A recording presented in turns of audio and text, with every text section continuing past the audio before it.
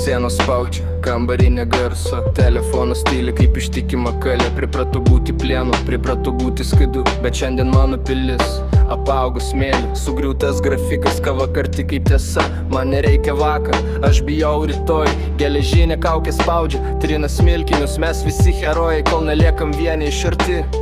Tai tiesiog silpnumo minutė, neteisk. Leisk man iškvėpti tai, kas dega krūtiniai. Pasaulis palauks, kol surinkšiu save iš dalių. Šitame tuščiame būte, nepaisant visų vėjų.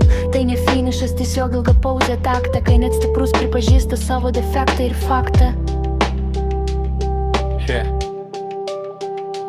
Sako, vyrai neverkia, mesk tai melas. Tu tiesiog giliau viduje, tol sunku mane aš nesulūžau. Aš tiesiog prisėdau pailsėti, per ilgas ir dulkėtas atrodė mano kelias. Tegul šis trekas tampa nuoširdus, be patoso eilučių. Aš šiandien ne dievas, aš tiesiog sušlapau. Rytoj vėl į rikiuotę, vėl šaltas žvilgsnis, bet dabar mano demonai sėdi pirmoje eilėje.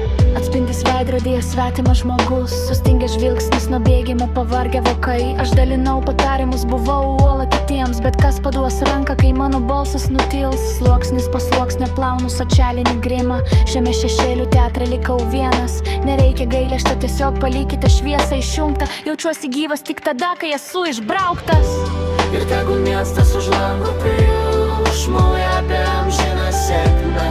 Aš nusiimu savo kovose pramuštus šarvus.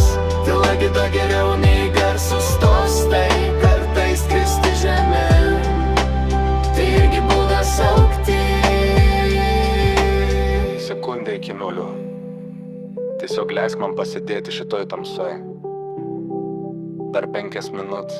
Rytoj aš vėl būsiu stiprus. Pažadu, bet ne dabar.